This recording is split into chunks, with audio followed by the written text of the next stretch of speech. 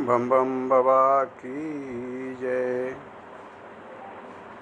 अब मुझे समझ में आता है कि मैं भगवान शिव का ही सेवक क्यों बना।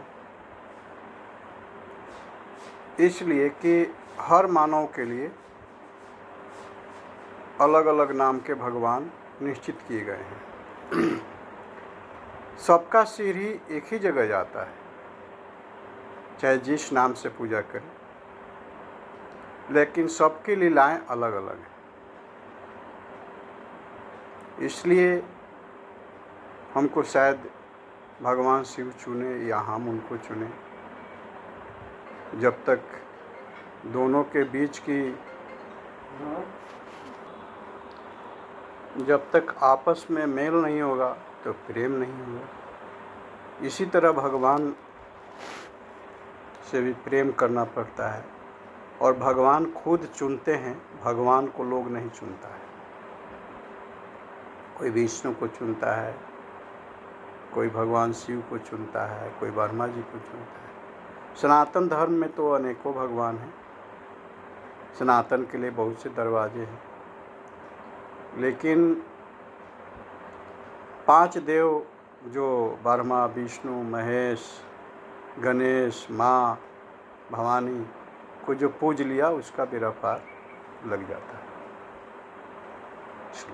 इसलिए कि सेवक क्यों बने, क्यों हम चुने, क्योंकि जिसका आप सेवक बनते हैं कुछ न कुछ उसका गुण अवगुण आप में आ ही जाता है या होता है, तब वो आपको चुनते हैं। जैसे जब मैं सूरत से लौटा तो मेरा विवाह का दिन तारीख तय हो गया।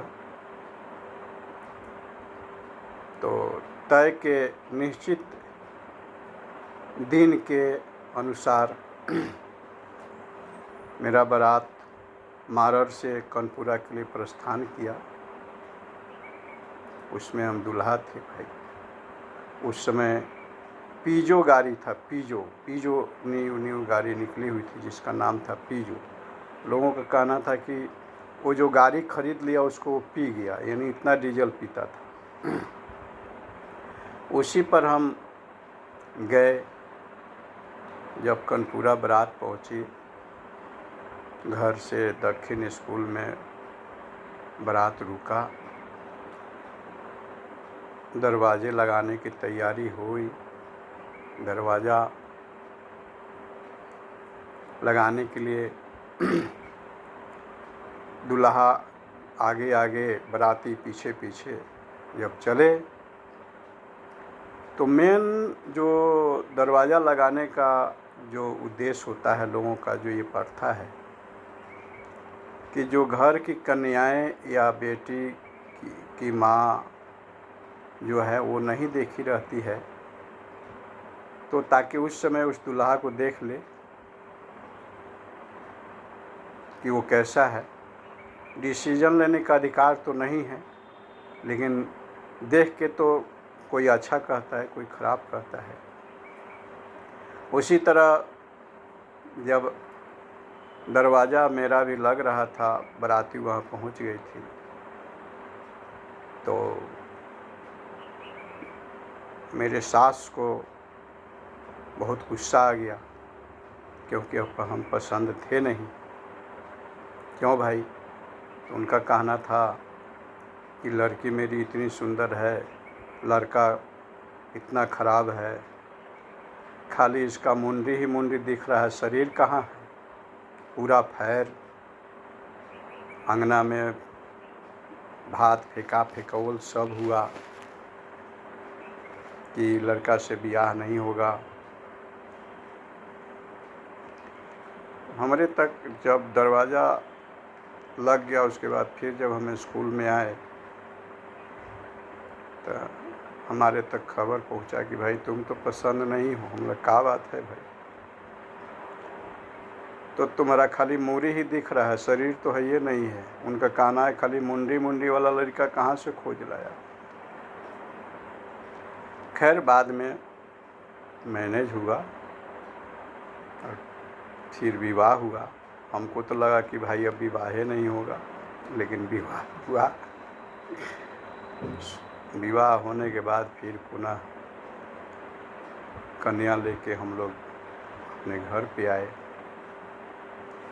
तो घर पे आने के बाद जो बड़ा भाई होता है उसका एक ही उद्देश्य होना चाहिए कि जो उसके नीचे जितने भी सदस्य हैं, उसके छोटे भाई हैं, छोटे बहन हैं, तो उसके पत्नी को समझाना चाहिए कि देखो, आज से ये भी एक तुम्हारा अपना घर है, वो घर तो है ही, ये भी एक अपना घर है,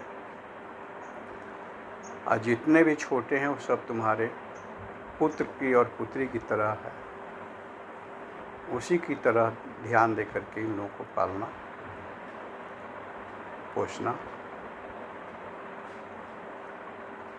तो मेरे बातों पर हद तक कुछ अमल किया गया। जो मेरी पत्नी है उन्होंने किया। तो बिहार में सबसे बड़ी एक दिक्कत है रोज़गार। विवाह के बाद और लोड बढ़ जाती है, तो रोज़गार के लिए बाहर जाना ही पड़ता है। और उस समय सब भाई मेरा छोटा छोटा था, तो उस समय जो हैं सो भैया हैं, और माँ बाप के लिए भी जो है सो मेरा बड़ा बेटा बहुत बढ़िया है, होता भी है। फिर शादी के बाद हम दिल्ली के लिए फिर रवाना हो गए। दिल्ली गए। दिल्ली में नौकरी मिला। नौकरी भी बढ़िया आदमी के यहाँ मिला, क्योंकि जो उसका मालिक था उससे मुझे कुछ सीखने के लिए मिला, क्योंकि उन लोगों का संस्कार बहुत अच्छा लगा मुझे। वो दो भाई थे, मुकेश सहनी और राकेश सहनी। दोनों भाइयों में इतना अच्छा तालमेल, इतना अच्छा प्यार हमने नहीं देखा। सिंधी पंजाबी है वो। बड़ा भाई जो है माँ देवी वैष्णो माता के भक्त हैं। छोटा भाई जो हैं भोले बाबा का भक्त हैं। तो और दूसरी बात कि मानव की सेवा कैसे की जाती है, गृहस्थ में, बिजनेस में रहते हुए भी, वहाँ से मुझे सीखने को मिला। क्योंकि उनके यहाँ जो भी कर्मचारी काम करता था, उसको अगर कोई बीमारी हो गया, कोई दिक्कत हो गया, तो वो अपने पैसे से बड़े डॉक्टर तक को दिखाते थे। चाहे जितना पैसा लग जाए, वो खुद अपना पैसा कंपनी लगाती थी। यानी जो मुकेश सहनी और राकेश सहनी, जो कर्मचारी उनका था उसका 1 रुपया नहीं लगता था। ये मानव सेवा हमने देखा, बहुत अच्छा लगा। उनसे बहुत कुछ सीखने को मिला। बहुत दिन के यहाँ उनके यहाँ हमने नौकरी भी की। माता का भक्त थे, तो लोग जागरण भी कराते थे, तो जागरण में भी हम जाते थे। तो जागरण जब होता था ना, तो कहीं ना कहीं आँख से हमारा आंसू आ जाता था, लेकिन मुझे समझ में नहीं आता था कि आखिर बात क्या है।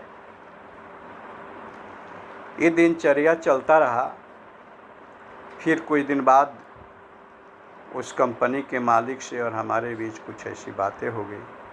फिर हमारी नौकरी छूट गई वहाँ से। फिर मेरा जो है कुछ ज़िंदगी में उतार चढ़ाव आने लगे। फिर हम वहाँ से फिर वापस घर आए। घर आने के बाद कुछ दिन रुके घर